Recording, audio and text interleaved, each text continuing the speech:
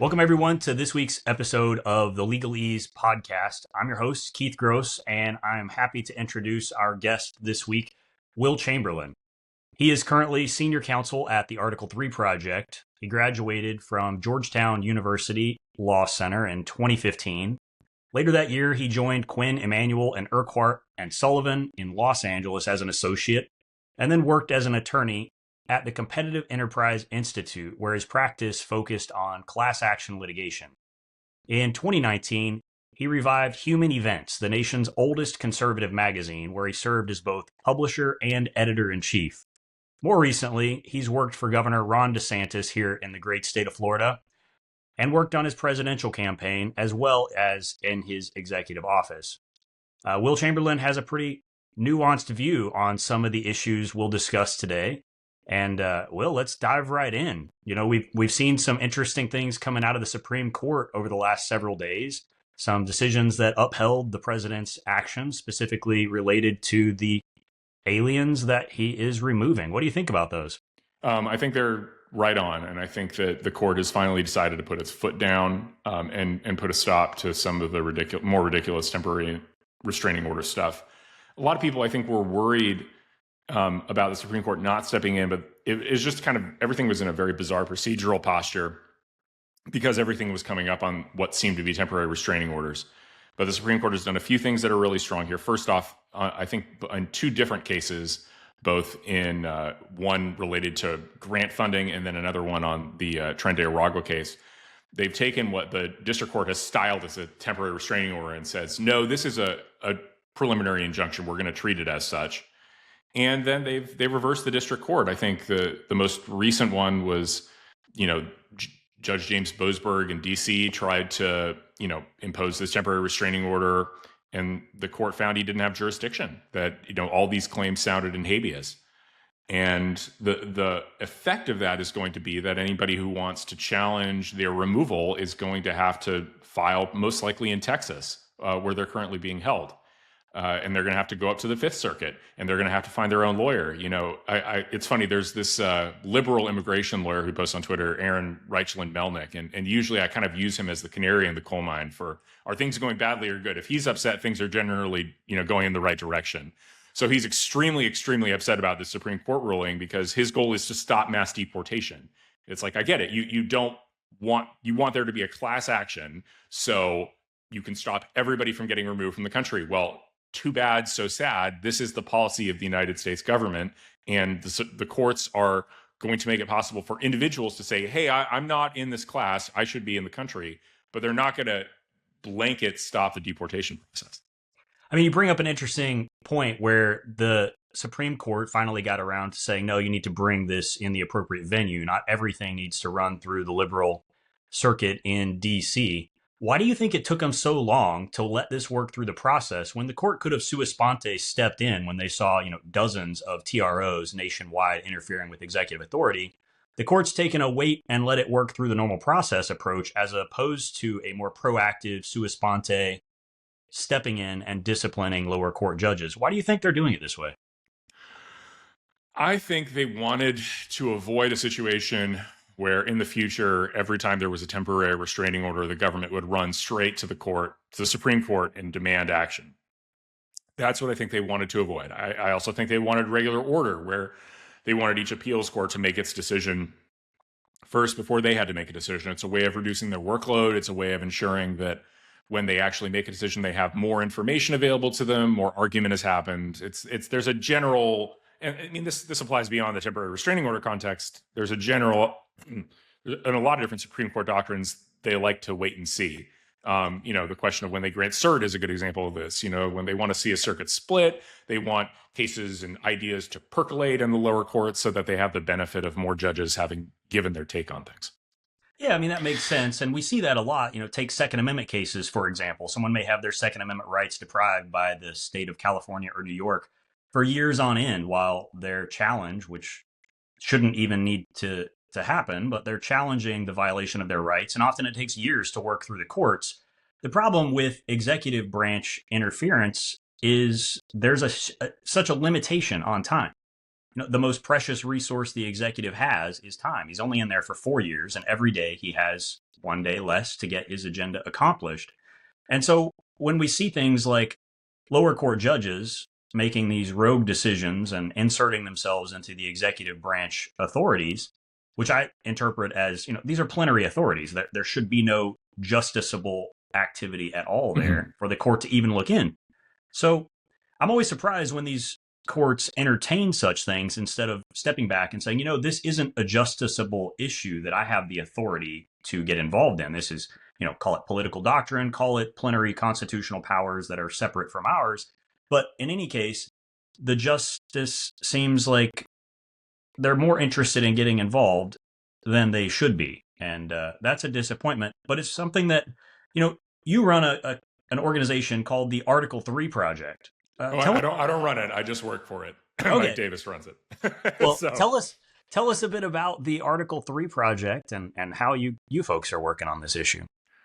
Well, we do political and legal advocacy. So you generally on behalf of pro-Trump or conservative causes. So, that involves a number of things. So, for example, we've been heavily involved in trying to get the president's nominees confirmed to the cabinet. And that is op-eds, media hits, social media support, but also phone to action campaigns where we make it very easy for constituents to call or email their specific senator.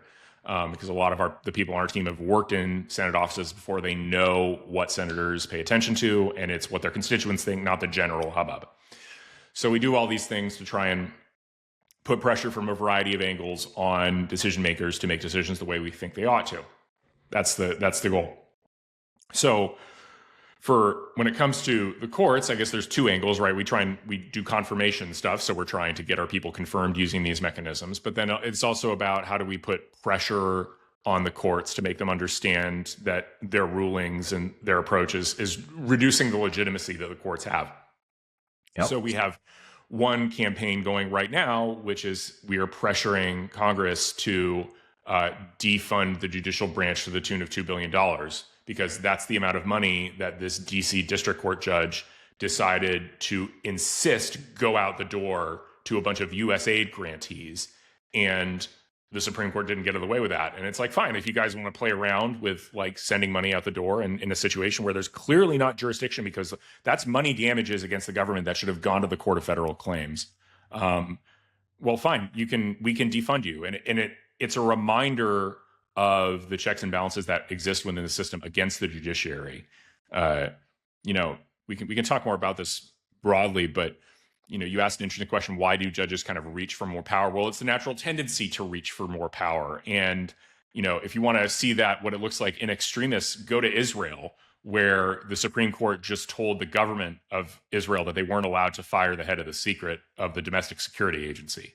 Wild story there, but that decision was the product of a slew of decisions over the last decades where the Israeli Supreme Court has just been grabbing on to more and more and more power and more authority and in its effect, the sovereign of the state of Israel.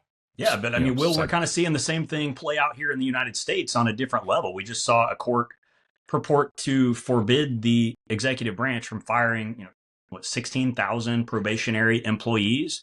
These are employees that serve at the pleasure of the executive. If they work for the executive branch, Article 2 vests all of the executive branch power in one person, the president. If he says they're fired, they're fired. There shouldn't be any question about that. Yet judges inserted themselves, gave themselves apparent authority to act, and chose to forbid this unassailable action under the president's authority. So that's what concerns me, is that historically presidents have been okay with this. They've ceded parts of the executive's authority to the point that separation of powers doesn't exist the way our founders initially expected it to exist anymore. The legislative branch, they've also come in and started chipping away at executive authority over the years.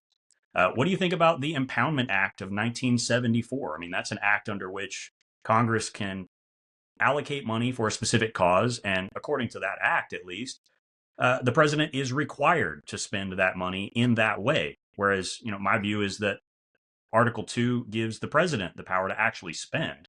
He can't spend unless Congress allocates, but once Congress allocates, he can choose not to spend it, because ultimately it's his agencies that have to write that check, and they can't force him to act. That's an interesting argument. I haven't heard that one before. I'm not even saying it's wrong, or I just haven't thought about the idea that the Anti-Impoundment Act might be unconstitutional. I need to read more into that. To me, it just looks like one more power grab from a different branch seeking to chip away part of the executive's authority. And if we don't start to redraw these lines in the places that our founders drew them, we're going to end up with branches that are each in everyone else's lane, and it'll be a complete mess, much like you're describing in Israel right now. Yeah, and I think there's something the president is doing. I mean, the president has done with USAID is wonderful on this front. I think he's the first president that I can recall in my adult life saying, well, guess what? You didn't make a specific line item allocation of this program. You just handed a bunch of money to USAID, where we have the discretion to say we're just not going to spend it. And I'm really happy to see that. I think, and I know they're trying to challenge that. I think he's obviously on much stronger legal ground there. I do agree with you though with redrawing these lines, because I think the really scary part, everybody talked about Trump causing the constitutional crisis. That was obviously wrong. It was the judges doing lawless things that was causing the constitutional crisis. Seems like the Supreme Court's about to put a stop to it. I don't think basically Trump is winning or close to winning on basically every case that the Supreme Court decides on all these temporary restraining orders. So the Supreme Court is stopping the constitutional crisis that is being caused by lower court judges. But what if that hadn't happened, right? Or what if the Supreme Court decided, oh yeah, all this stuff is fine. We can just seize all this authority from the executive. That would put the Trump administration in a very challenging position, trying to figure out, do we defy? Do we comply to the extent we can? I mean, what do you even do? And it's not hard to imagine a world where a liberal Supreme Court decided to strip the president of all this power. I mean, we could have easily had we could have lost in 2016. It was a close election, and we would have had like a 6-3 liberal majority if that were the case. Yeah, and that's a pretty scary situation. I mean, we're seeing the previews of that sort of scenario now as courts interfere with President Trump's activities. But, I think it's important that we take this opportunity this next 4 years to really solidify those separation of powers lines. You've worked with the governor. So right now you're working with the Trump administration, but here in the state of Florida, you worked at the governor's executive office. What were some of the priorities you focused on there? Well, I didn't work there for very long. I only worked there for a few months. But one of the things I did work on was in a very minimal sense. But I worked on the firing of Monique Worrell, who was the state attorney, who Governor DeSantis terminated because she was basically not doing her job, not properly prosecuting people, letting way too many people off the hook. Any number of things there, and I wouldn't say I was like involved in any of the decision making there. Like I was working on the communication side rather than the legal side. So I was about, how do we put this forward? How do we, kind of stop essentially you had this massive liberal media push to say this is an appalling abuse of power. How dare you fire this duly elected state's attorney? And so it was about making, putting out the examples of her prosecutorial malfeasance and her failure to keep the people of her district safe. How much of I watched that case and I worked for a while as an assistant state attorney here in the state of Florida. And I recall in the office I worked in, there was a massive lack of funding. They were offering experienced trial lawyers were getting paid $50,000, $60,000 a year when you usually can't hire someone straight out of law school with zero experience for that. So they had a really difficult time hiring and retaining competent trial lawyers to prosecute cases on behalf of the people. When I saw this situation with the Orlando state attorney, and essentially she'd let a lot of bad people get by with minimal or no punishment, part of me wondered how much of that is because she's deliberately choosing to let criminals go, and how much of it is because the state government hasn't given her enough money to hire competent trial lawyers and actually keep up with the caseload. It's possible that it's the former, but I think that she was uniquely doing worse than other districts. That was my understanding. She was performing worse on a relative basis, so I don't think she could point to the excuse of a lack of funding. Yeah, there was another one that was removed by DeSantis. Yeah. That one was a little different, where he just outright said, "I refuse to enforce the following laws." Like, okay, correct. Yeah, he just said, "I'm not going to enforce duly enacted laws of the legislature." It's like, right. Well, that's your job, actually. Too bad. So sad. And you saying you were going to outright defy the law is a violation of your oath and justifies removing you from your post. it made me think a lot of, Florida has some interesting features to its constitution in general, and that are we were talking about the unitary executive. Well, Florida doesn't really have that. Florida actually has a number of 4 different elected officials statewide that serve in the executive branch. So it kind of disperses the power among them. Most of that power is in the governor, but then you have these smaller, the agricultural commissioner. And then, it creates all these possibilities for mischief, because we had this whole debate on immigration rules in the state of Florida. And, the legislature, out of pique at Ron DeSantis, decided they were going to try and give immigration enforcement authority to the agricultural commissioner in Florida, which struck me as bad for a number of reasons, but not least of which is that traditionally the largest employers of illegal labor around the country are agricultural interests. And it seemed like they want to put the fox in charge of the hen house here. Correct. Yeah. So there's a lot of, and then it made me also think about why do we have these elected state attorneys, right? Like, it seems because we don't have that for the federal system in any way, right? There's the Department of Justice is a hierarchical organization reporting to the president, and every local U.S. attorney in any district is a presidential appointee. And it's not obvious to me that we should have these independent state attorneys who don't report to the governor, who's trying to handle law enforcement for the entire state.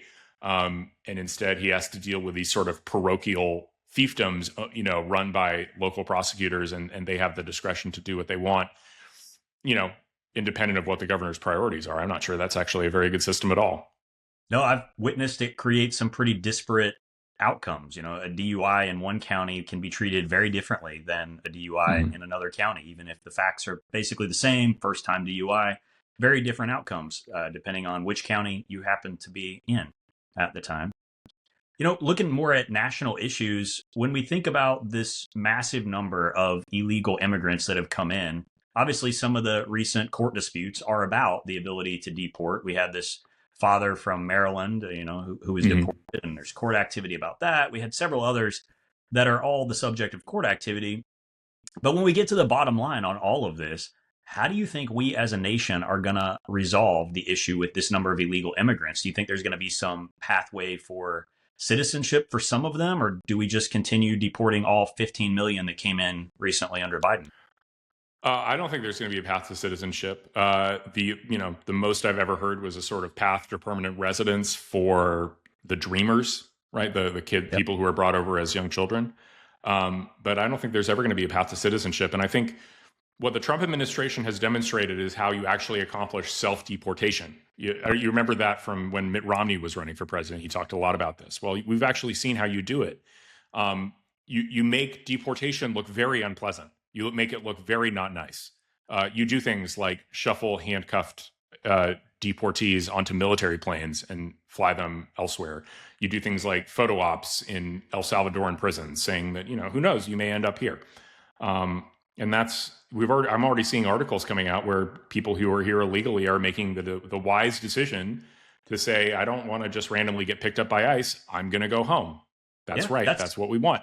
That's what I love about President Trump. He's got common sense. He does things that everyday Americans are like, well, of course we should do that. If you want people to stop committing the crime of entering and remaining in our country unlawfully, start making an example out of these people. Show them that there are consequences, because if you do what Biden did and let them come across illegally and hand them a cell phone, a plane ticket, and a voucher for free hotels and meals, well, of course you're going to get more of that activity. You start prosecuting them and treating them like the criminals they are, naturally they're going to go elsewhere. So glad we're seeing that. It gives me a little reassurance that you also believe that there will not be a path to citizenship. I think that would be a disaster where the Democrat Party would get what they ultimately wanted, a ton of new voters. Next up, I guess we got to talk about the census and if we're going to continue counting them for apportionment in the census, or if maybe Trump will be able to avoid that this time. I think there's a good chance he will. And also, I think, I'm not sure he'll be, because I know that decision might run into the Vance term. That's another possibility, or, cross our fingers. Love the optimism. Yes, the Vance term. Always the optimist. But either way, I think things are about to go pretty positive for the Republicans in that sense, because I've looked at the reapportionment numbers. People are fleeing California and New York and Illinois like crazy. I mean, they're going to lose something like 12 electoral votes to us from blue states and give them to us in Texas, Florida, and North Carolina. Idaho. That's 10 representatives that we're going to win every time, probably, and that's 10 because we'll be able to redistrict and collect those representatives. That's 12 electoral votes that we'll have and they won't. So they'll have to win southern states. They'll have to win the Sun Belt states. They won't just be able to win Pennsylvania, Michigan, and Wisconsin and ignore the South. Like that'll. Yeah. And so we're just going to be in good shape. Yeah. When we get to a point where we've got a significant Republican majority, though, I mean, we're seeing this in our state legislature in Florida. We see it to some extent in the Congress now. Sometimes we've got a bunch of rhinos that want to do exactly the opposite of what conservative policies would dictate. I mean, previously you were discussing a state issue where the state legislature is trying to do exactly what the president and the governor would not want, and that's effectively put the fox in charge of the hen house with handling illegals. But we've seen it broader in Florida. We've got things where, despite the fact that we call this the free state of Florida, we've got red flag laws. We've got all sorts of things that just don't make any sense. As of our governor before DeSantis, we offer in-state tuition discounts for illegal immigrants. We do a lot of things here in the state of Florida that you wouldn't expect from such a conservative state. Similarly, in Congress right now, we've got a Republican majority, but they're not using that majority to quickly revoke the authority of some of these district court judges that overstep. I mean, these district courts exist because of congressional action, and their jurisdiction can be redrawn with a simple majority. People always talk about impeaching the judge. That requires 2/3. We don't have that. But we do have a simple majority. We could revoke some of their jurisdiction, stop funding their court, etc. Mm-hmm. So at some point, we get to a situation where, yes, great, we've won. We've got a Republican majority. Now, how do we hold this majority in line to actually accomplish the objectives? Well, I guess, I'm randomly kind of white-pilled on the House majority because I think that, given how slight it is, like people need to understand that this is effectively a one-seat majority, period. Like Thomas Massie is not voting with the majority, generally speaking. So they can lose one vote. And so that's with 219 people. That's crazy. That's a huge, a cat wrangling effort that Mike Johnson has to engage in every time he wants to pass legislation. So the fact that they stuck together on the CR, I thought was really good. Because you saw immediately what a terrible position it put Democrats in. You had Chuck Schumer fighting with Hakeem Jeffries. They didn't know if they had to agree to the CR with some things they really didn't like, or they had to go to a shutdown and let Trump and Elon decide who was a essential worker. And they decided that was the worst thing of the two options and went ahead and signed the CR.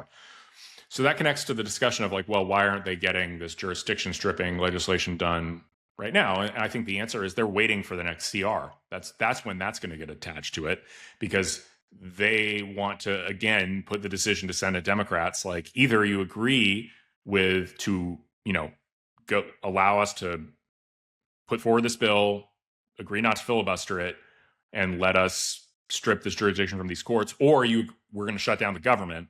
And if you shut down the government, then we can do all sorts of crazy things that you will despise and hate. So that's I think the plan. So I'd give them a little grace on that front. The problem of rhinos more generally, Florida is just this interesting case where there's two weird dynamics in Florida, right? The first is it used to be a purple state. It's not anymore. It's a red state now. But I remember, even 8 years ago when DeSantis, or 6 years ago, actually, I guess, when DeSantis first ran, he won by half a point, something an incredibly small margin. Florida is notoriously the hanging chad. In the 2000 election, Bush v. Gore, came down to a few hundred votes. So Florida is a purple state, and as a result, you have some purple policies that are kind of a legacy of the old regime. And then second, now you've got this interesting dynamic where the Republicans have won so dramatically that they've got this massive supermajority, and as a result, the legislators can now start going against the governor who delivered them the supermajority. And after this immigration fight, I really was impressed with how remarkably ungrateful a number of these legislators were to the governor who got them their seats. I will say that. And it also seems that a lot of what's happening in Florida now is what often happens in other solid red states, which is people who are liberal minded realize that if they are politically ambitious, they have to be members of the Republican Party, because the Democrat Party is effectively dead and never going to wield power. So they become Republicans and then start doing liberal things. And so you end up seeing a number of these Republicans who seem to suddenly are extremely fond of trial lawyers and wanting to do all sorts of crazy trial lawyer stuff. Like there's one bill that Article 3 Project has been interested in, where the Florida legislature wants to effectively create a right to be forgotten in the law, which says that the idea being that, like, say a newspaper outlet publishes an article about you being indicted for something, and then eventually you're acquitted. The idea is that now that original newspaper article is now defamatory, even if it was true when written and or at least relied on government documents. They want you to be able to sue the newspaper and make them take the entire article down. That's crazy to me. Like, no, actually, it was truthful when written. It's important to the historical record. But that's one among many very pro-trial lawyer pieces of legislation that are coming out of a Republican legislature. And, I'm not necessarily opposed to trial lawyers as a general principle. I'd like to see them used to further conservative ends more. We can talk about that. But certainly, like, just randomly decide to give them the ability to sue small outlets in Florida for not deleting truthful articles is bad and not good law. But yet that's what's coming out of the legislature.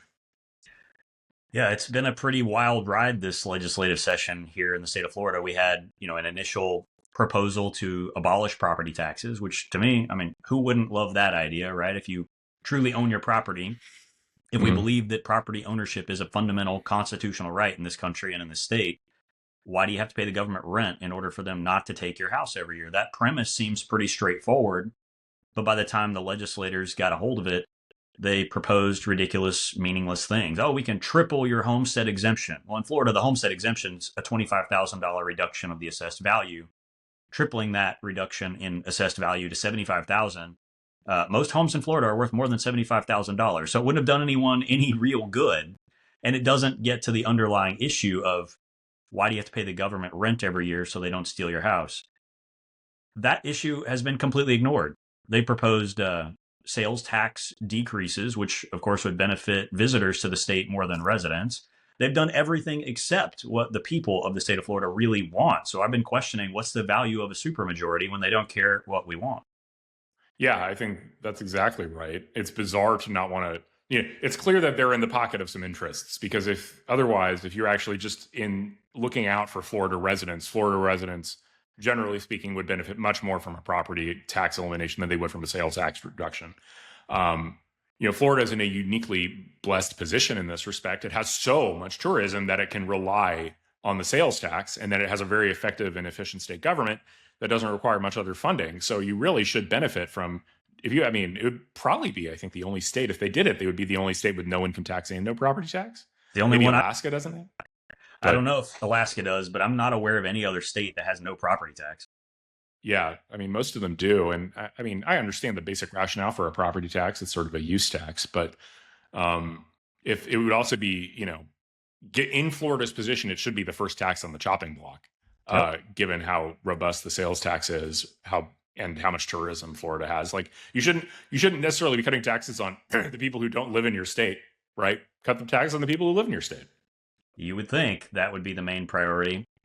So what's next for Article 3 Project? You mentioned this bill. What else do you folks have going on over there?